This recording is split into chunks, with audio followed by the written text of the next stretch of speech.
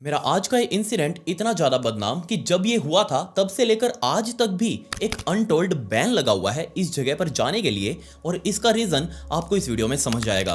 But आपके हाथों के ऊपर, आपकी उंगलियों के ऊपर कोई भी बैन नहीं लगा हुआ। आप जब मर्जी चाहें, जैसे मर्जी चाहें, सीधा लाइक बटन के ऊपर उंगली रखकर उसे दबा सकते हैं।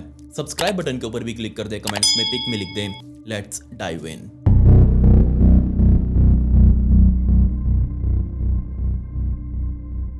आज के इस इंसिडेंट को समझने के लिए हमें स्पेन के नॉर्थ ईस्टर्न इलाके में जाना पड़ेगा और यहीं पर बना हुआ है एक बहुत ही अजीब सा छोटा सा एक कस्बा जिसे आज हम ला मुजेरा के नाम से जानते हैं। और टाइम था 16 अक्टूबर 1991 की दोपहर का, जब यहीं पर रहने वाला 36 साल का एनरिके नाम का ये किसान अपने साथ एक छोटी सी बास्केट लेकर उसको अपनी कमर के ऊपर टांग कर अपना चाकू हाथ में लेकर जंगल में इधर उधर घूम रहा था। बट तभी उसका ध्यान पेड़ के नीचे मिट्टी के अंदर से एक मशरूम जो कि बाहर निकला हुआ था फूटकर, उस मशरूम के ऊपर गया। उसने तुरंत एक हाथ से उस मशरूम को पकड़ा, दूसरे हाथ से चाकू से उस मशरूम को काटने लगा और काट कर उसने अपनी बास्केट के अंदर वो मशरूम रखा और वहां से खड़ा होकर बाहर के साइड का नजारा लेने लगा। असल में एनरिके यहाँ पर मशरूम काटने के लिए अकेला नहीं आया था, उसके साथ उसकी पत्नी एना और इनके दो फ्रेंड्स हॉर्गे और उसकी गर्लफ्रेंड सोफिया, ये चारों लोग मिलकर यहाँ पर मशरूम तोड़ने के लिए ही इस जंगल में आए थे ताकि रात को अच्छा सा खाना बना सकें। सो उस मशरूम को काटकर अपनी बास्केट में रखकर एनरिके थोड़ा और ऊंचाई पर चढ़ा और वहां पर पहुंचकर आगे का नजारा लेने लगा पूरे ला मुजेरा का, जो कि नीचे उसको दिखाई दे रहा था। एनरिके के फ्रेंड हॉर्गे ने उसको आवाज लगाई। एनरिके ने पलट कर उसको ऊपर आने के लिए कहा और दिखाया कि सामने का नजारा कितना ज्यादा प्यारा है। बट जैसे ही हॉर्गे ऊपर की तरफ गया, उसने एनरिके को समझाना शुरू किया कि ये जो टाउन तुम अभी अपने सामने देख रहे हो, ये कस्बा था, छोटा सा कस्बा जिसके अंदर उस टाइम पर तकरीबन 300 के आसपास लोग रहा करते थे। ये पूरा कस्बा बहुत ज्यादा बदनाम है हॉन्टेड होने के लिए। बट एनरिके को इस बात से कोई फर्क नहीं पड़ता। उसने इन बातों को इग्नोर किया और कहा कि हमें तो बस अपना मशरूम कलेक्ट करने हैं और यहाँ से निकल जाना है। और बात बिल्कुल सही थी। एनरिके जो अपनी बहुत बिजी लाइफ से, वो असल में एक बारटेंडर का काम किया करता। हर रोज सैकड़ों लोग उसके पास आते, उन सबको वो सर्व करता। और उस बिजी शेड्यूल से अपना टाइम निकालना, अपनी पत्नी और अपने दोस्तों के साथ इस तरीके से यहाँ जंगल में आना और मशरूम वगैरह कलेक्ट करना, ये उसको बहुत ज़्यादा पसंद आ रहा था। उसको इन चीज़ों से कोई लेना देना नहीं कि टाउन कितना हॉन्टेड है, इसकी क्या स्टोरी है, उसको कोई लेना देना नहीं। हॉर्गे ने भी अपनी घड़ी की तरफ देखा और शाम के अब 4 बजने ही वाले थे। सो इन लोगों ने डिसाइड किया कि अब वो नीचे जाना शुरू करते हैं, क्योंकि धीरे धीरे अब अंधेरा होना शुरू हो जाएगा और इनको टाइम से पहले घर पहुंचकर खाना भी बनाना है। सो इन लोगों ने अपना डिसेंट शुरू किया। बट डिसेंट शुरू करते करते अचानक से इन्होंने नोटिस किया ये लोग ला मुजेरा नाम के इस कस्बे की बाउंड्री वॉल्स पर आ चुके हैं। मतलब कि ये इस कस्बे के अंदर एंटर हो चुके हैं और एक बहुत ही छोटा सा पतला सा एक डर्ट रोड है जो कि स्ट्रेट ला मुजेरा शहर के अंदर जा रहा है। सो इन लोगों ने उस बाउंड्री वॉल के ऊपर खड़े होकर नोटिस किया कि ये तो बहुत ही अजीब सा शहर है। इसको देखते ही इन लोगों के माइंड में बहुत अजीब अजीब से ख्याल आने लगे। और जिस पॉइंट पर ये चारों खड़े थे, उससे तकरीबन 200-300 फीट दूर इस पूरे कस्बे का एकमात्र चर्च, जो कि पूरी तरीके से खंडर बन चुका है, उसकी दीवारें टूट टूट कर झड़ रही हैं, जगह जगह से उसके अंदर छेद हो चुके हैं। इसके अलावा बहुत सारे छोटे छोटे घर जो कि अब पूरे तरीके से ढह चुके हैं, उनका मलबा वहां पर पड़ा हुआ है। इसके अलावा इस चर्च के बिल्कुल पीछे एक बहुत छोटा सा कब्रिस्तान, जिसके अंदर बहुत बड़ी बड़ी घासें उग चुकी हैं। वो कब्रिस्तान तो दिखाई दे ही नहीं रहा, सिर्फ उसकी घासें दिखाई दे रही हैं। और उस कब्रिस्तान के बराबर में एक छोटा सा तालाब, जिसके पानी के ऊपर बहुत मोटी परत जम चुकी है काई की। थोड़ा और टाइम इन लोगों को इसको देखते हुए बीत चुका था और अब इन्होंने नोटिस किया कि शाम होने लगी है और धीरे धीरे छोटा सा कस्बा एक धुंध के अंदर घिरता जा रहा है। असल में कस्बा पहाड़ के ऊपर बना हुआ था, तो वहां शाम के टाइम पर ठंड और धुंध जल्दी हो जाती है और वो धीरे धीरे कोहरा वहां जमने लगा था। एनरिके का दोस्त हॉर्गे, उसने इस ला मुजेरा टाउन के ऊपर बहुत लंबी चौड़ी रिसर्च करी थी। उसको अच्छे से पता था इससे रिलेटेड स्टोरीज का, इससे रिलेटेड इंसिडेंट्स का। सो उसको बहुत ज्यादा एक्साइटमेंट थी अपने दोस्तों को सब कुछ बताने की, इसके बारे में एक्सप्लेन करने की, इसका गाइड बनने की। सो उसने तुरंत अपनी गर्लफ्रेंड सोफिया का हाथ पकड़ा और आगे की तरफ जाने लगा। उसने एनरिके को भी इशारा किया कि एनरिका और एना, तुम दोनों भी हमारे साथ आओ, हमको ज्वाइन करो, हम इसका एक टूर लेकर आते हैं। सो जल्दी ये लोग वहां से थोड़ा आगे आगे चलने लगे और तकरीबन 20-25 फीट दूर चलने के बाद ही इन लोगों ने पीछे घूमकर देखा। जिस पॉइंट पर ये लोग खड़े होकर इसको देख रहे थे, वो बाउंड्री वॉल भी जिसको इन्होंने नोटिस किया था, वो दीवार भी अब पूरे तरीके से कोहरे में घिर चुकी थी। थोड़ी और आगे इस कच्चे रोड पर चलने के बाद फाइनली हॉर्गे भागकर आगे की तरफ गया। इन पूरे ग्रुप से हटकर आगे की तरफ वो भागा क्योंकि उसको कुछ चीज दिखाई दे रही थी। असल में वहां पर एक चट्टान थी, छोटी सी, तकरीबन 2-3 फीट लंबी, जो कि सीधा नीचे ग्राउंड से उठकर ऊपर की तरफ आ रही थी वो पत्थर का टुकड़ा था और उस पत्थर के टुकड़े के ऊपर जाकर उसने अपना हाथ रखा और पीछे घूमकर अपने तीनों दोस्तों को बुलाया, जल्दी जल्दी आगे आओ और मेरी बात सुनो। और जैसे ये तीनों आगे आए हॉर्गे के पास, हॉर्गे ने बताना शुरू किया कि मैंने जिस चीज के ऊपर अभी हाथ रखा हुआ है ये कोई आम चट्टान नहीं है, ये कोई आम पत्थर का टुकड़ा नहीं है। असल में इस पत्थर के टुकड़े को सिस्टोन के नाम से जाना जाता है और ये पत्थर का टुकड़ा कंट्रोल करता है इस पूरे लामुजेरा कस्बे को। माना जाता है कि इस पत्थर के टुकड़े में, इस सिस्टोन के अंदर बहुत ही डार्क पावर्स हैं और अगर कोई भी इंसान इस सिस्टोन के ऊपर आकर अपना हाथ रखे तो हो सकता है वो इस पूरे लामुजेरा कस्बे की पावर्स को एक्टिवेट कर दे, वो डार्क पावर्स यहाँ एक्टिवेट हो जाएं। असल में इस सिस्टोन को यहाँ पर सैकड़ों सालों पहले मुगल आर्मी जब इस जगह के ऊपर अपना मार्च किया करती थी, लामुजेरा नाम भी वहीं से पड़ा, मतलब जहां पर कोई भी आर्मीज वगैरह अपनी परेड करती हो उसको स्पेनिश भाषा में मुजेरा कहा जाता है और ला मतलब की रोड, इसलिए लामुजेरा। और जब वो मुगल आर्मी यहाँ पर अपनी परेड किया करती थी, यहाँ से क्रॉस किया करती थी, उनके टाइम पर भी ये सिस्टोन यहीं पर था और वो यहाँ पर रुक कर अपना रेस्ट वगैरह लिया करती थी। और उन्होंने ही माना था कि अगर कोई भी व्यक्ति सिस्टोन के ऊपर आकर अपना हाथ रखेगा तो वो इस पूरे लामुजेरा शहर की, इस कस्बे की पावर्स को एक्टिवेट कर देगा। बट मुगल आर्मी तो वहां बहुत लंबे टाइम से ही जा चुकी थी, लेकिन ये सिस्टोन अभी भी यहीं पर खड़ा था। सो हॉर्गे ने उस सिस्टोन के ऊपर हाथ रखा और ये सारी स्टोरी बताई। आज भी यहाँ लोकल रहने वाले लोग इस सिस्टोन को शापित चीज मानते हैं। हॉर्गे ने अपने तीनों दोस्तों को कहा कि आओ तुम भी अपना हाथ इसके ऊपर रखो, क्या पता कुछ हो जाए। बट हॉर्गे की गर्लफ्रेंड सोफिया ने क्लियर कट मना कर दिया कि नहीं, मुझे ऐसी कोई उड़ता तीर नहीं चाहिए, मैं ऐसा कुछ नहीं करने वाली। लेकिन एंड्रिके की वाइफ एना, उसको कुछ ज्यादा जल्दी थी, सो वो तुरंत भागकर आगे की तरफ आई, हॉर्गे के पास गई, हॉर्गे ने अपना हाथ हटाया और तुरंत एना ने अपना हाथ वहां पर रख लिया। अब जैसे ही एना ने हाथ रखा, पूरे ग्रुप को ऐसा लग रहा था कि जैसे अभी कुछ एना के साथ होगा, उसको कोई डेमोनिक पावर अपने अंदर खींच लेगी। लेकिन तकरीबन 20 सेकंड तक हाथ रखने के बाद एना ने भी अपना हाथ हटा लिया कंफर्टेबली और उसको कुछ भी नहीं हुआ। ये सभी लोग इन बातों के ऊपर हंसी रहे थे और तभी एंड्रिके और बाकी तीनों दोस्तों ने भी नोटिस किया कि इस चर्च के बराबर में वो जो तालाब बना हुआ था, जिसके अंदर बहुत मोटी काई जमी हुई थी, इस तालाब के अंदर से बहुत सारे मेंढकों के कुर्राने की आवाजें आ रही है। वो टर टर टर टर टर टर की आवाजें एकदम से बहुत ज्यादा मैक्सिमाइज हो गई। आवाजें वो पहले भी आ रही थी लेकिन इतनी ज्यादा तेज नहीं थी। ऐसा लग रहा था जैसे इस स्टोन के ऊपर किसी ने हाथ रख के वॉल्यूम का मैक्सिमाइज कर दिया हो, वो नॉब घुमा दी हो और वो टर टर टर टर इतनी ज्यादा तेज। एंड्रिके बार बार इधर उधर देख रहा है लेकिन उसको क्लियरली वो तालाब दिखाई नहीं दे रहा क्योंकि बहुत ज्यादा घना कोहरा हो चुका था, सामने का कुछ भी नहीं दिखाई दे रहा। इनफैक्ट जो बराबर में उसको वो चर्च था, वो खंडर सा हो चुका चर्च जिसकी बहुत लंबी लंबी दीवारें अभी भी खड़ी थी, वो चर्च भी इनको नहीं दिखाई दे रहा। एंड्रिके ने कान लगाकर तालाब में से आ रही आवाजों को सुनना शुरू किया। पूरे ग्रुप में जो बातें हो रही थी वो उसको इग्नोर कर रहा था, उसका ध्यान भी नहीं था उनके ऊपर और वो बार बार अपना ध्यान सामने चर्च पर और बराबर भी उसके तालाब के ऊपर लगा रहा था। और तभी उसकी आंखों के सामने उस चर्च के ऊपर जो घना कोहरा मंडराया हुआ था, उसमें कोहरा थोड़ा सा बीच में से छटा और चर्च की दीवारों के बीच में जो बहुत सारी खिड़कियां बनी हुई थी और उनमें से ही खिड़की के अंदर एक डार्क फिगर जो कि उस खिड़की के अंदर खड़ी थी, वो डार्क फिगर एंड्रिके को दिखाई दी। और जैसे ही एंड्रिके ने उस डार्क फिगर के ऊपर अपना ध्यान लगाया, सिर्फ एक सेकंड के लिए एंड्रिके और उस डार्क फिगर की आंखें आपस में एक सेकंड के लिए मिली, लेकिन उसके बाद वो वहां से गायब हो चुकी थी। जिसके बाद वो घना कोहरा वापस उस खिड़की को कवर कर चुका था और दूसरी तरफ उसके दोस्तों की हंसने की, बहुत जोर जोर से हंसने की आवाजें आ रही थी, जिससे एंड्रिके का ध्यान अपने दोस्तों की तरफ गया।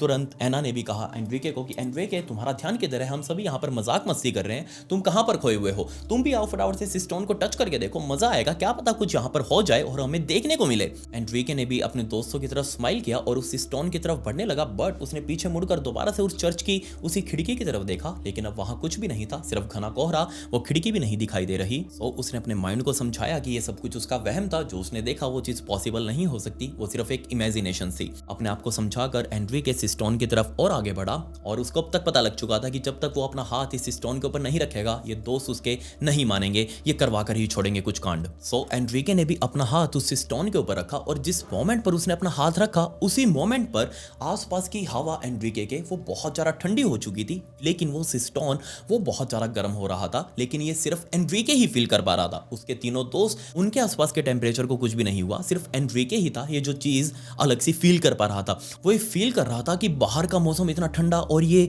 सिस्टोन इतना ज्यादा गर्म, ये घंटों तक ऐसे खड़ा हो सकता है, इसका मजा ले सकता है। लेकिन डीप इन द माइंड उसके एक तरफ ये थॉट भी चल रहा था कि उसको अपना हाथ वापस हटा लेना चाहिए, क्या पता यहाँ पर कुछ गड़बड़ हो जाए। सो उसने तुरंत अपना हाथ पीछे की तरफ स्नैप किया और वो अपने दोस्तों को देखकर हंसने लगा। हाथ हटाते ही जो आसपास की हवा ठंडी हुई थी वो बिल्कुल नॉर्मल हो चुकी थी और जो सिस्टोन जो अभी तक उसको बहुत ज़्यादा गर्म सा लग रहा था, बहुत ज़्यादा कंफर्टेबल सा लग रहा था, वो देखने में बिल्कुल अब नॉर्मल सा लगने लगा। एंड्रिके की पत्नी एना और एंड्रिके का दोस्त हॉर्गे ये दोनों भी वेट कर रहे थे कि कब एंड्रिके बोलना शुरू करेगा, अपना एक्सपीरियंस बताएगा कि उसको कैसा फील हुआ सिस्टोन के ऊपर हाथ रखने के बाद। बट चौथी दोस्त इनकी यानी कि हॉर्गे की गर्लफ्रेंड सोफिया, उसको ये सब कुछ बकवास लग रहा था। वो बार बार बोल रही थी अपने तीनों दोस्तों को कि चलो यार, यहाँ पर मुझे बिल्कुल भी मजा नहीं आ रहा, मैं नहीं चाहती कि कोई डेमोनिक पावर जिसको हम एक्टिवेट कर दें और वो हमारे पीछे पड़ जाए। बट हॉर्गे ने परेशान होकर अपनी गर्लफ्रेंड के गले में हाथ रखा और उसको समझाने लगा कि नहीं, शांति रखो, थोड़ी देर घूमने फिरने आए हैं, मजा करने आए हैं, थोड़ा और एक्सप्लोर करने दो। एंड्रिके ने इन बातों को इग्नोर किया। वो अपनी पत्नी एना की तरफ देखने लगा और हॉर्गे और उसकी गर्लफ्रेंड सोफिया ये आगे की तरफ और बढ़ चुके थे। इसी छोटे से रास्ते में चलते हुए एंड्रिके ने अपनी पत्नी एना को वो सब कुछ बताया जो कुछ उसने फील किया था या फिर जो उस चर्च की खिड़की में उसने देखा था। बट एना को ये सब कुछ मजाक लगा क्योंकि एंड्रिके ने खुद कहा था उसे कि हो सकता है ये उसका वहम हो, उसने जस्ट इमेजिन कर लिया हो क्योंकि बातें ऐसी चल रही थी, उसके सबकॉन्शियस माइंड के अंदर ये सब कुछ चल रहा था, तो हो सकता है उसका ये वहम हो। एना ने भी इन सब बातों को इग्नोर किया और ये चारों लोग और आगे की तरफ चलते गए। अब इनका ध्यान पूरे तरीके से उस चर्च के ऊपर था जो कि इस पूरे लामुजेरा कस्बे का एकमात्र अट्रैक्शन बचा हुआ था। आगे चलते चलते ये पूरा ग्रुप पहले उस तालाब पर पहुंचा और अब इनको पहली बार उस तालाब का क्लियर व्यू मिल रहा था और उसके अंदर बहुत सारे बड़े बड़े और छोटे छोटे मेंढक बार बार ऊपर उछल उछल कर उस पानी में बहुत तेज तेज आवाज कर रहे थे। एंड्रिके जिसने घूमकर वापस उस चर्च की तरफ देखा और उसका भी अब थोड़ा सा क्लियर व्यू उसको मिल पा रहा था और दोबारा से उसका ध्यान उसी खिड़की के ऊपर गया, लेकिन अब वहां पर कुछ भी नहीं। एंड्रिके खुश भी था क्योंकि उसके दोस्त अभी तक इस चर्च के अंदर नहीं गए क्योंकि उसको ऑब्वियसली चर्च के अंदर जाने से डर लग रहा था। वो तालाब से होते हुए आगे की तरफ चलते हुए सीधा उस कब्रिस्तान वाले इलाके में पहुंचे जहां बहुत बड़ी बड़ी घासें उगी हुई थी। बट सडनली आगे चलते चलते एंड्रिके बार बार उसी चर्च को दोबारा देख रहा है, उसका ध्यान वहां से हट ही नहीं रहा और तभी उसने अपने ग्रुप को छोड़ा, उसका ग्रुप आगे की तरफ निकल गया। एंड्रिके उससे अलग होकर वापस इसी चर्च की तरफ देखने लगा और धीरे धीरे अपने आप इस चर्च के पास चला आया। फाइनली जो इसके बहुत सारे दरवाजे थे, चर्च के अंदर जाने के दरवाजे, वो सारे अब तक खंडर बन चुके थे और ऐसे एक दरवाजे के पास जाकर लिटरली अंदर से एंड्रिके चाह रहा है कि वो इस चर्च से दूर हो जाए, वो इसके अंदर ना जाए, लेकिन पता नहीं एक इनविजिबल फोर्स उसको इस चर्च के अंदर खींच रही थी और उस दरवाजे के ऊपर खड़ा होकर उसने पहली बार इस चर्च के अंदर का नजारा लिया। उसने देखा चर्च का जो फर्श हुआ करता था कभी सैकड़ों सालों पहले, वो अब टूटकर टुकड़ों में बिखर चुका है। आगे मंच जिसके ऊपर प्रीस्ट उस टाइम पर खड़ा होकर सारी प्रेयर्स वगैरह परफॉर्म करता होगा, वो मंच भी पूरा टूट चुका है। और जब ये सारी चीजें एंड्रिके देख रहा था तभी उसने महसूस किया कि वो अपने आप इस चर्च के अंदर घुसता जा रहा है, वो इसे बाहर निकल ही नहीं पा रहा। मेंढकों ने और ज्यादा तेजी से टर टर टर टर करना शुरू कर दिया। एंड्रिके को अंदर से लग रहा होगा कि वो उस टाइम पर पूरा कंज्यूम हो चुका है इस मेंढकों की आवाज के अंदर और इस चर्च के अंदर के व्यू के अंदर, वो इसे बाहर निकल ही नहीं पा रहा। और एट द सेम टाइम बाकी तीनों लोग वो अभी तक इस कब्रिस्तान के अंदर पहुंच चुके थे और इसमें एंड्रिके की पत्नी एना, हॉर्गे और उसकी गर्लफ्रेंड सोफिया, ये तीनों वहां मौजूद सभी कब्रों के ऊपर जो वो पत्थर लगे होते हैं जिसके ऊपर नाम वगैरह लिखे होते हैं मरने वाले के, उन नामों को पढ़ पढ़ कर याद कर रहे थे कि ये आदमी कौन होगा, इसने क्या किया होगा, क्योंकि उसकी डिस्क्रिप्शन उन पत्थरों के ऊपर लिखी हुई थी। इन सभी का पढ़ पढ़ कर वो लोग मजाक बना रहे और इस मोमेंट पर एना ने नोटिस किया कि यहाँ लोग ये तीन ही हैं, चौथा कहाँ गया, एंड्रिके कहाँ पर है। उसने आसपास एंड्रिके को देखना शुरू कर दिया, उसका हस्बैंड कहाँ गया। उसने तुरंत सोफिया और हॉर्गे को आवाज लगाई कि एंड्रिके कहाँ पर है। उन दोनों ने भी मना कर दिया कि नहीं, हमें नहीं पता। एना तुरंत भागती हुई सीधा इस कब्रिस्तान के गेट पर गई, वहां खड़े होकर इधर उधर देखने लगी एंड्रिके कहां पर गया। और तभी उसका ध्यान चर्च के एक दरवाजे के ऊपर गया जहां पर एंड्रिके खड़ा था। उसको देखकर एना थोड़ी शांत हुई, उसने आवाज लगाई, ये एंड्रिके, एंड्रिके कम ऑन, वापस आ जाओ। बट एंड्रिके ने उसकी आवाज सुनी नहीं, सिंपली उसको सिरे से इग्नोर किया। एना वहां भागती हुई सीधा एंड्रिके के पास गई, उसको पकड़कर उसको थोड़ा हिलाया और इस मोमेंट पर एंड्रिके एकदम से स्नैप्ड आउट होकर उसने अपना ध्यान एना की तरफ लगाया। मैं कहां पर हूं, मैं यहाँ क्यों हूं, मैं यहाँ ऐसे कैसे खड़ा हूं। एना ये बात उससे पूछना चाह रही थी लेकिन खुद एंड्रिके उससे बातें पूछ रहा था।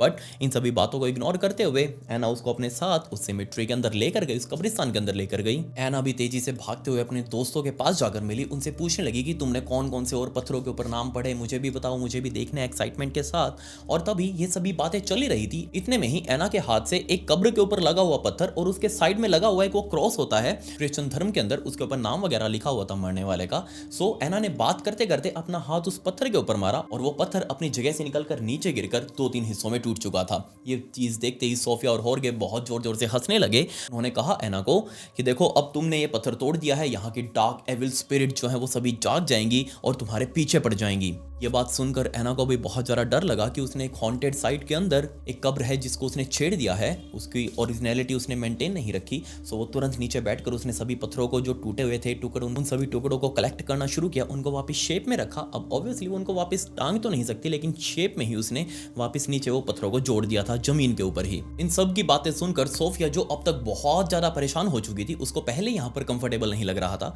सो उसने इन सबको चुप करवाया और स्ट्रेट फॉरवर्ड सीधा हॉर्गे से पूछा कि हॉर्गे, मुझे एक बात बताओ, क्या ये जगह सच में हॉन्टेड है?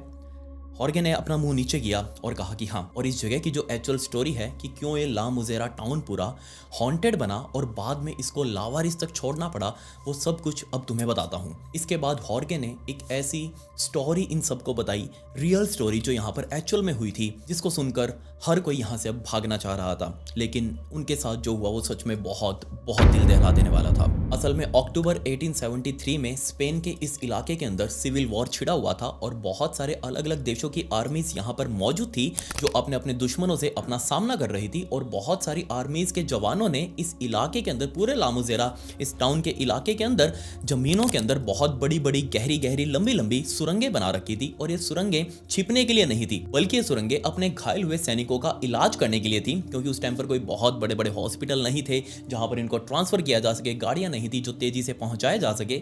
इसलिए मौके पर मौजूद डॉक्टर्स को सुरंगों के अंदर बैठाया जाता और एक के बाद एक घायल सैनिक इन सुरंगों के अंदर लेकर आए जाते और बाद में डॉक्टर्स उनका इलाज करते। और ऐसी एक आर्मी की टुकड़ी का लीडर सेरकोज, वो भी यहाँ पर अपनी ड्यूटी कर रहा था। वो डॉक्टर नहीं था बल्कि लीडर था पूरी आर्मी की टुकड़ी का। वो भी यहाँ पर युद्ध लड़ रहा था अपनी दुश्मनी सेनाओं से। बट युद्ध करते करते सेरकोज बहुत बुरी तरीके से घायल हो गया और उसके जो साथी सैनिक थे अपने लीडर को छुपते छुपाते उठाकर सीधा एक सुरंग के अंदर लेकर आए। वहां डॉक्टर्स ने उसका इलाज शुरू किया। बट डॉक्टर उस टाइम पर इतने ज्यादा हाईटेक एडवांस नहीं थे कि वो सेरकोज का तुरंत इलाज कर सके। और देखते ही देखते डॉक्टर्स की आंखों के सामने सेरकोज ने दम तोड़ दिया। अब जैसी ये बात उसने साथ में खड़े हुए और डॉक्टर्स को बताई, या फिर जितने भी और सैनिक खड़े थे वहां पर, उस टाइम पर तकरीबन 5-6 सैनिक थे, उन सभी सैनिकों को बताई कि सेरकोज मर चुका है। सभी सैनिकों का मनोबल टूट गया कि उनका लीडर अब मर चुका है, वो कैसे यहाँ पर सर्वाइव करेंगे, कैसे वो दुश्मनी सेनाओं के साथ युद्ध करेंगे। बट सबको ये भी आइडिया था कि अगर ये बात बाहर फैल गई कि सेरकोज मर चुका है तो ऑब्वियसली दुश्मनी सेनाएं उनके ऊपर हावी हो जाएंगी, उनके ऊपर अटैक कर देंगी।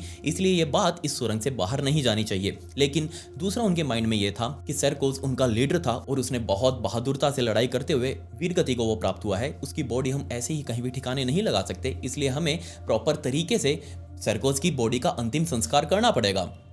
बट ये अंतिम संस्कार कुछ ऐसे होना चाहिए कि बाहर के किसी भी व्यक्ति को पता ना लगे कि सेरकोज मर चुका है, वरना हम सबकी जान खतरे में आ जाएगी। सो सेरकोज की मौत वाली शाम को ही इन 6 के 6 सैनिकों ने एक कॉफिन का जुगाड़ किया। छुपते छुपाते वो कॉफिन के फट्टे ले लेकर इस सुरंग के अंदर पहुंचे। इस सुरंग के अंदर और किसी को आने नहीं दिया और कॉफिन के फट्टों को वहीं ठोक ठोक कर किलो से एक मेकशिफ्ट कॉफिन तैयार किया गया। उसके अंदर सेरकोज की लाश को रखा, प्रॉपर तरीके से कॉफिन को सील किया गया और पूरी रात होने का वेट किया। रात भी जब गहरी हो चुकी थी, इनफैक्ट अर्ली मॉर्निंग हो चुकी थी अगले दिन की, और ये 6 के 6 लोग इस कॉफिन को उठाकर केव से बाहर निकले। जब सब कुछ शांत था, आसपास कोई भी मौजूद नहीं था, ये इस कॉफिन को अपने कंधों पर उठाकर सीधा इसी चर्च के, लामुजेरा वाले उसी चर्च के साइड में बनी हुई उस कब्रिस्तान में पहुंचे और वहां पर सीक्रेट तरीके से, बिल्कुल सीक्रेट तरीके से उन्होंने इस कॉफिन को गाड़ दिया। अंतिम संस्कार सेरकोज का हो चुका था, किसी को कानो कान खबर भी नहीं लगी। इस इंसिडेंट को हुए तकरीबन 3 हफ्ते बीत चुके थे, लेकिन यहाँ दुश्मनी सेनाओं के अंदर यह खलबली मची हुई थी क्योंकि उनको पिछले 3 हफ्तों से सेरकोज नहीं दिखा। हर रोज वो सेरकोज उनसे युद्ध करने के लिए यहाँ पर आ रहा था, लेकिन 3 हफ्तों से वो आया नहीं। इसलिए उन सबको शक था कि कहीं ना कहीं सेरकोज हाइट की एडवांटेज लेने के लिए, ऊंचाई की एडवांटेज लेने के लिए इस लामुजेरा कस्बे के अंदर जाकर कहीं छुपा हुआ है और उनको इस युद्ध को जीतने के लिए सेरकोज को ढूंढना ही पड़ेगा और अपनी आंखों के सामने उसकी जान लेनी पड़ेगी, तभी वो ये युद्ध जीत पाएंगे। सो सभी दुश्मनी सेनाओं के कुछ लोगों ने मिलकर एक टुकड़ी बनाई और ये सभी लोग इस लामुजेरा टाउन में पहुंचे। वहां जाकर एक एक दरवाजे को खटखटाया, अंदर से लोगों को निकाला, उनको मारा पीटा, उनसे पूछा कि सेरकोज कहां पर है। बट किसी को भी सेरकोज के बारे में कोई नॉलेज ही नहीं। इनफैक्ट पूरी शाम बीत चुकी थी, अभी तक ये लोग अलग अलग घरों के दरवाजे खटखटाकर लोगों को मार पीट रहे थे, लोगों की घरों की तलाशी ले रहे थे, क्योंकि इनको अंदाजा था कि सेरकोज अंदर ही कहीं छुपा होगा। फाइनली मार पिटाई करते करते एक घर के एक बूढ़े व्यक्ति ने इन लोगों के सामने बोलने का फैसला किया। उस बूढ़े व्यक्ति ने कहा कि जिस सेरकोज को तुम ढूंढ रहे हो वो सेरकोज तो 3 हफ्ते पहले ही मारा जा चुका है। और जब उसका अंतिम संस्कार उसके मरने से अगले दिन यहाँ पर किया गया था, रात के अंधेरे में तब मैंने वो अंतिम संस्कार होते हुए देखा था और मुझे पता है उसको कहां पर दफनाया गया है। बट उस बूढ़े व्यक्ति की बातों के ऊपर इन सैनिकों को विश्वास नहीं था। उन्होंने तुरंत उस बूढ़े व्यक्ति को पकड़ा और उठाकर कहा, चलो वहां पर चलो, हमारे साथ दिखाओ कहां पर उसको दफनाया गया था। सो वो बूढ़ा व्यक्ति इन सैनिकों को लेकर उसी कब्रिस्तान में गया और फाइनली कब्र की तरफ इशारा किया कि इसी कब्र के अंदर मैंने दफनाते हुए देखा था सैनिकों को, सेरकोज की लाश को। सो सभी सैनिकों ने मिलकर कसी फावड़ों से उस कब्र को वापस खोदना शुरू किया और खोदते खोदते फाइनली वो एक कॉफिन तक पहुंच चुके थे। और जैसे उस कॉफिन को बाहर निकाला और उस कॉफिन को खोलकर देखा, सभी लोग बहुत डर कर पीछे की तरफ हट गए। क्यों? क्योंकि उसके अंदर एक बूढ़ी महिला की लाश थी। इनफैक्ट उस बूढ़ी महिला की लाश इतनी ज्यादा इंटैक्ट लग रही थी कि जैसे वो बूढ़ी महिला अभी खड़ी हो जाएगी। ना सिर्फ उसकी लाश इंटैक्ट थी बल्कि उसकी आंखें भी पूरी खुली हुई थी। ये चीज देखकर वहां खड़े सभी लोग डर गए। उन्होंने तुरंत उस बूढ़े आदमी को मारना पीटना शुरू कर दिया जो यहां तक उनको लेकर आया था, क्योंकि उसी के कहने पर उन्होंने इस कब्र की खुदाई करी थी। बट यहां सबके लिए हैरानी वाली बात भी ये थी कि इस कब्र को तकरीबन 3 हफ्ते पहले ही यहां पर दफनाया गया था और ये बूढ़ी महिला इसी गांव की रहने वाली थी, एक परिवार की रिश्तेदार थी।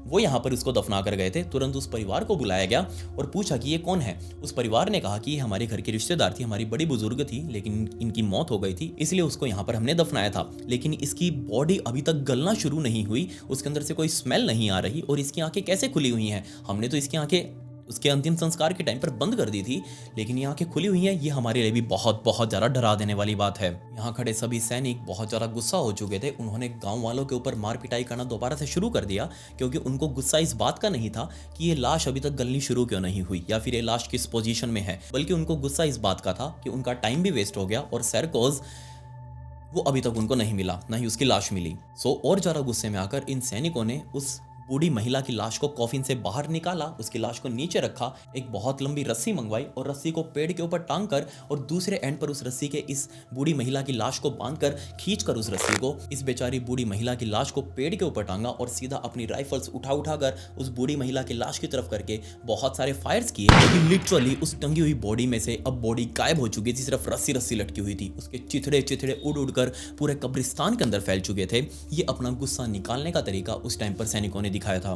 बट जिस टाइम पर ये सब कुछ हो रहा था, ये शूटिंग वगैरह कर रहे थे या फिर ये कब्र वगैरह खोद रहे थे, उस टाइम तक भी इस लामुजेरा के अंदर बने इस तालाब के अंदर जितने भी मेंढक थे वो बहुत जोर जोर से आवाज कर रहे थे। लेकिन जिस टाइम पर ये बॉडी पूरे चिथड़े होकर खत्म हो गई, उस रस्सी के अंदर बॉडी रही ही नहीं, लिटरली पूरा का पूरा लामुजेरा शांत हो चुका था। एक भी मेंढक के टर्टर करने की आवाज नहीं आई, ना ही कोई व्यक्ति आपस में एक दूसरे से बात कर रहा। पूरा का पूरा वातावरण एकदम से चेंज हो चुका था। सबको बहुत बड़ा झटका भी लगा कि आखिर ये क्या हुआ। एकदम से हवा भी बदल गई, जो पहले यहाँ ठंडक थी वो ठंडक भी नहीं रही, ना ही यहाँ पर ये मेंढक आवाज कर रहे हैं। आखिर हुआ तो हुआ क्या? ये बात इन सैनिकों को इतनी ज्यादा अजीब लगी कि उन्होंने किसी भी व्यक्ति से कुछ नहीं बोला, जस्ट अपने सभी सैनिकों को एक जगह इकट्ठा किया और ये सारे लोग, ये सारे के सारे सैनिक यहां से भाग चुके थे और उसके बाद ये दोबारा लामुजेरा में नहीं दिखे। बट उस मोमेंट पर जिस टाइम पर ये भागे थे, वहां सारे शहर के लामुजेरा शहर के लोग खड़े थे और उन्होंने देखा था कैसे उस बूढ़ी महिला की लाश का हाल किया गया। सभी लोग बहुत ज़्यादा उदास थे। इन सभी लोगों ने मिलकर दोबारा से उसको दफनाने की प्रक्रिया शुरू करी। जितने भी टुकड़े उनको आसपास बिखरे हुए मिले उसको उठाना शुरू किया, शरीर के जिस हिस्से का वो टुकड़ा था उसको उस जगह पर लगाना शुरू किया और फाइनली ये सारे टुकड़े इकट्ठे करके जितने उनको मिले उस टाइम पर खोज करते हुए, इन सारे टुकड़ों को लेकर इनमें से 2 व्यक्ति दोबारा से उसी गड्ढे के अंदर उतरे ताकि वो एक एक टुकड़े को अपनी सही जगह पर लगा सके और दोबारा से इस बॉडी को जितना हो सके परफेक्टली प्रिजर्व किया जा सके। सो जैसे ही वो दोनों लोग उतरे और बाकी बचे लोगों ने टुकड़े देने नीचे शुरू किए, ये दोनों लोग नीचे गड्ढे में उतरे हुए ये अभी बस टुकड़े सेट कर ही रहे थे कि तभी इनमें से एक ने नोटिस किया कि उसका पैर मिट्टी के अंदर नहीं है बल्कि किसी ठोस चीज के ऊपर है। और जैसे उसने अपने हाथ से वहां की मिट्टी हटाई, नीचे असल में एक और कॉफिन मौजूद था। आप अभी तक बिल्कुल सही समझ गए होंगे कि यहां पर क्या हुआ। जी हाँ, असल में जिस टाइम पर सेरकोज को यहाँ पर दफनाने के लिए लाया गया था, उस टाइम पर उन 6 सैनिकों ने नोटिस किया कि यहाँ पर पहले से ही एक कब्र खोदी हुई है। ऑब्वियसली वो समझ गए थे कि गांव में किसी की मौत हुई होगी और उसी के परिवार वाले यहाँ पर आकर कब्र खोद कर गए थे। और इसी बात का फायदा उठाते हुए सेरकोज के सैनिकों ने इसी गड्ढे के अंदर उतरकर और एक गड्ढा किया और इसको गहरा किया और अपने सेरकोज की लाश को, उस कॉफिन को नीचे दफनाकर ऊपर लेवल कर दी मिट्टी, ताकि किसी को भी पता ही ना चले कि सेरकोज को कहां पर दफनाया हुआ है। और जब ये लोग खोदेंगे इसको तो ऊपर उनको उस बूढ़ी महिला की लाश मिलेगी। सो जैसे ही नीचे उतरे हुए दो व्यक्तियों में से एक का पैर उस कॉफिन के ऊपर लगा, उसने वो मिट्टी हटाई आसपास की और नीचे एक दूसरा कॉफिन मौजूद था। उस दूसरे कॉफिन का ढक्कन जब उखाड़ कर देखा गया तो अंदर सरकोश की लाश थी और वो भी एकदम इंटैक्ट। उसको भी कुछ नहीं बिगड़ा उसका, ऐसा लग ही नहीं रहा था कि सरकोज मरा हुआ है, सिर्फ उसकी बॉडी के ऊपर जख्म के निशान थे, लेकिन अभी भी वो तरोताजा लग रहे थे। 3 हफ्ते से भी ज्यादा का टाइम बीत चुका था, ऐसा कैसे पॉसिबल था। लेकिन इस इंसिडेंट के बाद से ही पूरा लामुजेरा शहर के अंदर अजीब अजीब बीमारियों ने घर कर लिया। बहुत सारे प्लेग्स इस शहर के अंदर रहने वाले लोगों के अंदर फैले, बहुत गंदी गंदी बीमारियां फैली जिनका कोई इलाज नहीं था उस टाइम पर। और इस बीमारियों से परेशान होकर लोगों ने लामुजेरा शहर को छोड़ना शुरू कर दिया। जो 300 घर यहाँ पर थे वो धीरे धीरे कर कर खाली होते गए और पूरा शहर लगभग अबेंडन हो चुका था। 1950 तक आते आते इस शहर के अंदर एक भी परिवार नहीं था जो यहाँ पर बसा हुआ हो। 1950 के बाद सिर्फ लोग यहाँ पर घूमने आते थे इसको देखने के लिए। जब इस पूरे इंसिडेंट की स्टोरी हॉर्गे ने अपने सामने खड़े हुए अपनी वाइफ और एना वगैरह को बताई इन सबको, तो ये सभी लोग इतने ज़्यादा हैरान थे। और एना का ध्यान तभी अपनी साइड वाली कब्र के ऊपर गया, क्योंकि जिस कब्र को उसने हाथ मारकर उसका वो पत्थर ऊपर वाला तोड़ा था, वो पत्थर किसी और कब्र का नहीं बल्कि उसी बूढ़ी महिला की कब्र का पत्थर था। और वो नीचे गिरकर एना का हाथ लगने की वजह से टूट चुका था। एना इतनी ज्यादा घबराई, वो सीधा हॉर्गे की तरफ देखने लगी और हॉर्गे भी समझ चुका था कि यहाँ एना उस पत्थर की वजह से घबरा चुकी है। बट इसी घबराहट के बीच एना का ध्यान इसी कब्र के बराबर में ही उगे हुए मशरूम की तरफ गया, जिसको वो ढूंढ रहे थे। पूरे सुबह से लेके अभी तक का शाम का टाइम हो चुका था, वो मशरूम को ढूंढ रहे थे। वो तुरंत नीचे की तरफ झुकी, उसने 2-3 मशरूम नीचे से उखाड़े और अपने पति एंड्रिको को देने के लिए वो घूमी। बट एंड्रिके वहां पर खड़ा ही नहीं था, एंड्रिके वहां से गायब हो चुका था। तभी एना ने जोर जोर से हॉर्गे और सोफिया से पूछना शुरू कर दिया कि मेरे साथ मेरा पति भी तो यहीं पर खड़ा था, मैं उसको लेकर आई थी, वो चर्च के अंदर झांक रहा था खिड़की में और मैं उसको यहाँ पर लेकर आई थी। बट सामने खड़े हॉर्गे और सोफिया ने मना कर दिया कि नहीं, तुम तो कब से हमारे साथ यहाँ अकेले खड़ी हो, एंड्रिके तो तुम्हारे साथ है ही नहीं। एना ने वो मशरूम सामने की तरफ फेंके कि क्या बकवास कर रहे हो यार तुम लोग, मैं अपने पति को जाकर बाहर उस चर्च की खिड़की से पकड़कर यहाँ पर लेकर आई हूँ, वो मेरे साथ आया भी है, लेकिन तुम अभी मना कर रहे हो कि नहीं वो यहाँ पर था ही नहीं। दोनों ने कहा कि हम सही कह रहे हैं, एंड्रिके यहाँ पर था ही नहीं, मैंने जो स्टोरी सुनाई है वो सिर्फ तुम दोनों को सुनाई है, एना और सोफिया को सुनाई है, एंड्रिके तो यहाँ पर है ही नहीं, उसने स्टोरी सुनी ही नहीं। ऑब्वियसली एंड्रिके के बारे में सोच से ही तीनों लोगों ने बहुत ज़्यादा पैनिक करना शुरू कर दिया कि एंड्रिके आखिर गया तो गया कहाँ पर। तीनों ने एंड्रिके को इस पूरे सिमिट्री के अंदर ढूंढना शुरू कर दिया, एक एक पेड़ खंगाला कि क्या पता एंड्रिके कहीं पेड़ के नीचे किसी मशरूम को ना ढूंढ रहा हो। सो तीनों ने बहुत जोर जोर से एंड्रिके को आवाज़ लगानी शुरू कर दी, लेकिन एंड्रिके वहाँ पर था ही नहीं। तीनों अलग अलग डायरेक्शन में घूम घूम कर एंड्रिके को ढूंढ रहे थे। हॉर्गे वो इस सिमिट्री से बाहर निकलने लगा, क्योंकि उसको लग रहा था कि हो सकता है एंड्रिके सिमिट्री से बाहर निकल गया हो, वो और किसी जगह पर घूम रहा हो। सो जैसे ही वो सिमिट्री से बाहर निकला, बाहर पूरे घने कोहरे के अंदर उसको 3-4 फिगर्स इधर उधर भागती हुई दिखी। उसको लगा कि ये कहीं ना कहीं उसके दोस्त ही हैं, एंड्रिके होगा, सोफिया होगी या फिर एना होगी। और जैसे ही हॉर्गे ने खुद इन फिगर्स का पीछा करना शुरू किया, बट वो फिगर्स रियल थी नहीं, वो जो दिख रही थी वो एक इल्यूजन सा था जो कि हॉर्गे की आंखों के अंदर बन रहा था। तुरंत भागकर सोफिया अपने बॉयफ्रेंड हॉर्गे के पास आई, उसके हाथ को जोर से पकड़ लिया और पूछने लगी कि क्या जो मैं देख रही हूँ वो तुम्हें भी दिख रहा है? यहाँ इतनी सारी ये फिगर्स कौन है, ये क्यों इधर उधर भाग रही हैं? हॉर्गे जो अभी तक इस पूरी सिचुएशन को लाइटली ले रहा था, अब इस पॉइंट पर आकर उसको भी थोड़ा डर लगने लगा। उसने तुरंत एना को आवाज लगानी शुरू करी कि एना जल्दी से हमारे पास आ जाओ, क्योंकि हम नहीं चाहते कि तुम हमसे अलग हो जाओ और तुम भी एंड्रिके की तरह गायब हो जाओ। हॉर्गे और सोफिया ने एना की आवाज का पीछा करना शुरू किया, क्योंकि सामने कुछ दिखाई तो दे ही नहीं रहा था हॉर्गे की वजह से। लेकिन जैसे जैसे लोग एना के पास जाते जा रहे थे, वैसे वैसे इस तालाब के अंदर मौजूद मेंढकों की आवाज और ज्यादा तेज और ज्यादा टर टर टर टर की आवाज वो बहुत ज्यादा बढ़ती जा रही थी। फाइनली हॉर्गे और सोफिया एना की आवाज़ का पीछा करते करते उस पॉइंट पर पहुंचे जहां पर उनको एना मिली। एना नीचे बैठकर बहुत जोर जोर से रो रही थी और एना एग्जैक्टली उसी खिड़की के आगे बैठी थी जहां पर उसने एंड्रिके को पकड़ा था, मतलब कि उसको बुलाया था अपने पास आने के लिए। लेकिन वहां पर एंड्रिके अब मौजूद नहीं था, एंड्रिके अभी भी गायब था। हॉर्गे और सोफिया ने एना के कंधे के ऊपर हाथ रखा। एना ने अपना मुंह ऊपर उठाकर इन दोनों को देखा। असल में एना अपने साथ अपनी गोदी में एक छोटी सी टोकरी थी वो लेकर बैठी हुई थी मशरूम की, और ये टोकरी किसी और की नहीं बल्कि एंड्रिके की ही थी। और ये टोकरी इसी खिड़की के आगे पड़ी हुई थी। ये टोकरी उसने अपने हाथों में ली और दोनों को दी पीछे सोफिया और हॉर्गे को और कहा कि एनरिके यहाँ से जा चुका है। ये तीनों लोग इतने ज़्यादा डर चुके थे कि इन तीनों ने यहाँ से भागना जरूरी समझा। सो ये तीनों इस पूरे लामुजेरा को एग्जिट करते हुए सीधा नीचे की तरफ डिसेंड करते हुए पास ही के एक पुलिस स्टेशन में गए। वहाँ जाकर एनरिके की मिसिंग रिपोर्ट दर्ज करवाई और अपने साथ हुए पूरे इंसिडेंट के बारे में बताया कि हमारे साथ क्या क्या कुछ हुआ।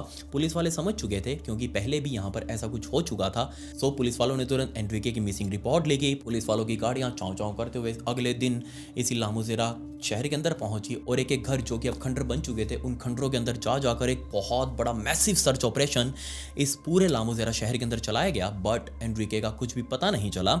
आने वाले एक हफ्ते तक ये सर्च ऑपरेशन जारी रखा, लेकिन पुलिस वालों को एक भी सबूत नहीं मिला कि एनरिके कहाँ पर गायब हो सकता है।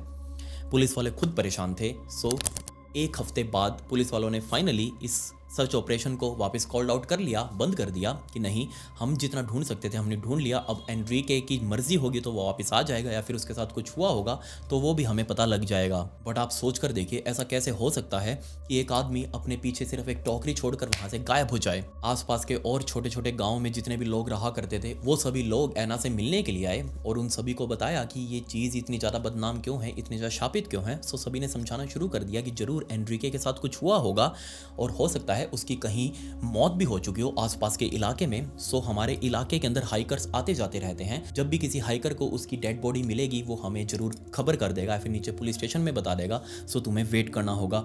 तुम इस बात को तो भूल जाओ कि तुम्हारा पति अब जिंदा आने वाला है। बट ऐना इस बात को एक्सेप्ट करने के लिए तैयार ही नहीं थी कि उसका पति इस तरीके से मारा जा सकता है। सो ऐना ने खुद से पुलिस वालों को बिना बताए या फिर गाँव में किसी को भी बिना बताए इस लामुजेरा शहर के अंदर सुबह सुबह आना शुरू कर दिया डेली। और वो शाम होते होते इस पूरे लामुजेरा शहर के अंदर घूमती, उसी चर्च के अंदर बार बार देखती कि कहीं उसका पति उसको दिख जाए। सो जनवरी 1992 का टाइम आ चुका था। अभी तक 3 महीने बीत चुके थे एनरिके को यहाँ से गायब हुए और ऐना को भी बार बार इसी लामुजेरा शहर में आकर अपने पति को ढूंढते हुए। सो जनवरी 1992 में ऐना, हॉर्गे और सोफिया तीनों ने वापस एक बार और प्लान बनाया कि एक फाइनल सर्च हम करते हैं इसी लामुजेरा शहर के अंदर। क्या पता हमें एनरिके से जुड़ा हुआ कोई सबूत मिल जाए, कोई सुराग मिल जाए। सो ये तीनों वापस इस लामुजेरा शहर में पहुंचे। सुबह सुबह ये लोग पहुंच चुके थे। पूरा दिन इन्होंने छानबीन करी और फाइनली शाम होते होते इनको कुछ पता नहीं चला। ये लोग वापस उसी सिमिट्री से निकलकर इस लामुजेरा शहर से बाहर निकलने वाले थे। बट जैसे ये लोग सिमिट्री से बाहर निकले, ऐना का ध्यान दोबारा से उसी खिड़की के ऊपर गया जहां पर एनरिके को उसने लास्ट टाइम देखा था और उसको वो बुलाने के लिए आई थी। उसी खिड़की के अंदर जैसे ऐना ने देखा उस चर्च वाली खिड़की के अंदर, उसको वहां अंदर कुछ दिखाई दिया। उसने तुरंत रुक कर दोनों साइड अपने सोफिया और हॉर्गे को दिखाया कि जल्दी से उस खिड़की में देखो। और एक्चुअल में उस खिड़की के अंदर उस टाइम पर 6 लोग खड़े थे जो अपने एक घेरा बनाए हुए थे और इन 6 के 6 लोगों ने काले रंग की ऊपर से लेकर नीचे तक ड्रेस पहनी हुई थी। ये लोग सिर्फ खड़े थे, ये लोग कुछ कर नहीं रहे थे। इनके हाथ आगे की तरफ ऐसे, इन्होंने ऊपर से लेकर नीचे तक की ड्रेस पहनी हुई और इन लोगों ने घेरा बनाया हुआ था। ऐना इसको देखते ही बहुत ज्यादा गुस्सा हो गई क्योंकि उसको लग रहा था कि ये जो 6 लोग यहाँ पर खड़े हैं ये असल में कोई पैरानॉर्मल इन्वेस्टिगेटर्स होंगे, क्योंकि उसका पति एनरिके जब से यहाँ से गायब हुआ है बहुत सारे पैरानॉर्मल इन्वेस्टिगेटर्स या फिर घोस्ट हंटर्स ना सिर्फ उसके पास आते हैं उसका इंटरव्यू लेने के लिए, बल्कि इस जगह पर भी आते हैं यहाँ चेक करने के लिए कि क्या कुछ सच में पैरानॉर्मल है या नहीं। सो ऐना को बहुत गुस्सा आया। वो तुरंत भागती हुई इस खिड़की तक पहुंची और वो जस्ट एंटर करने ही वाली थी इस चर्च के अंदर। बट इतने में ही सामने खड़े 6 लोगों में से एक ने अपनी मुंडी पीछे की तरफ घुमाई और ऐना की तरफ देखा। और ऐना जब उस सामने खड़ी चीज को देख रही थी, ऐना वहीं पर रुकी। ऐना की आंखें फटी की फटी रह गई क्योंकि जैसे ही उस चीज ने अपना मुंह घुमाकर ऐना की तरफ देखा था, असल में उस आदमी का चेहरा था ही नहीं। लिटरली अंदर सब कुछ डार्क था और ये 6 कोई लोग नहीं बल्कि 6 एंटिटीज थी, 6 फिगर्स थी जो वहां पर घेरा बनाकर खड़े हुए थी। और जैसे ही ऐना ने वो देखा कि अंदर कुछ भी है ही नहीं, लेकिन ऐना उसको इमेजिन कर सकती थी कि ये उसका फेस है जो भी उसने पीछे घुमाकर देखा है। और उसके काले रंग की ड्रेस ये कोई कपड़ा नहीं था बल्कि ये जस्ट एक इल्यूजन सा था जो उनको दिख रहा था कि इन लोगों ने कपड़े पहने हुए हैं। ये चीज ना सिर्फ ऐना ने बल्कि सोफिया और हॉर्गे ने भी देखी, जो कि ऐना के पीछे वो लोग खड़े थे। और तभी इन तीनों ने नोटिस किया कि ना सिर्फ साइड वाले पॉन्ड से, साइड वाले तालाब से बहुत ज्यादा तेज आवाज आ रही है मेंढकों की, बल्कि मेंढकों के साथ कहीं से आवाज आ रही है बहुत सारे घोड़े दौड़कर आने की, जैसे बहुत सारे घोड़े दौड़कर इस जगह पर आ रहे हो। लेकिन जैसे उन लोगों ने उस आवाज की तरफ देखा, लेकिन वहां पर कुछ था ही नहीं, सिर्फ घना कोहरा जो कि अभी तक नीचे परत बना चुका था। और जैसे इन लोगों ने वापस अपनी मुंडी घुमाकर उस खिड़की से चर्च के अंदर देखा, लेकिन अब वो 6 की 6 फिगर्स, वो एंटिटीज वहां से गायब हो चुकी थी। इस इंसिडेंट के होते ही इन तीनों को इतना ज़्यादा डर लगा, क्योंकि इनको लग रहा था कि ये 6 की 6 फिगर्स इन तीनों को ही यहाँ से ले जाने के लिए आई हैं। ये तीनों इतने ज़्यादा डरे कि सीधा वहाँ से भागते हुए इस लामोज़ेरा शहर को एग्जिट करते हुए अपने अपने घरों में जा चुके थे। और इसके बाद इन तीनों ने कभी भी लामोज़ेरा शहर के अंदर दोबारा से कदम नहीं रखा। सो अल्टीमेटली एनरिके उस इंसिडेंट के बाद से कभी मिला ही नहीं। आज भी एनरिके की मिसिंग रिपोर्ट वहीं के थाने में दर्ज है, लेकिन एनरिके का कुछ पता नहीं। उसके बाद 2 और व्यक्ति सेम एनरिके की तरह ही इस लामोज़ेरा शहर से गायब हुए, लेकिन उनका भी कुछ पता नहीं चल पाया आज तक। जो एनरिके के साथ हुआ वही उन दोनों के साथ भी हुआ होगा। सो आप मुझे बताइए कि आप इस रियल इंसिडेंट के बारे में क्या कहते हैं। दूसरी बात मैं आपको बता दूं कि बेशक वहाँ की सरकार ने इस जगह पर जाने के लिए बैन ना लगा रखा हो, बहुत सारे हैं घोस्ट हंटर्स या फिर पैरानॉर्मल इन्वेस्टिगेटर्स, वो आज भी जाते हैं अपनी मशीनें ले लेकर इस जगह पर, और उनको ऑब्वियसली बहुत अजीब अजीब चीज़ें फील होती भी हैं। बट ये एक अनटोल्ड रूल है कि इस जगह पर जाना इलीगल है, यहाँ पर नहीं जाना चाहिए। चाहे आपको कोई कितना ही कुछ फोर्स क्यों ना करे, इस जगह पर मत जाओ।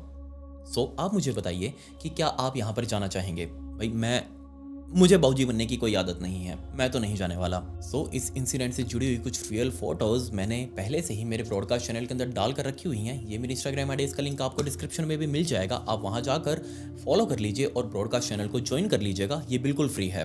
खैर, पिछली वीडियो का शाउट आउट बालाकृष्णनाथ को and comment pick me to get a shout out in next video. मिलते हैं अगली वीडियो में। ये वीडियो देखने के लिए धन्यवाद।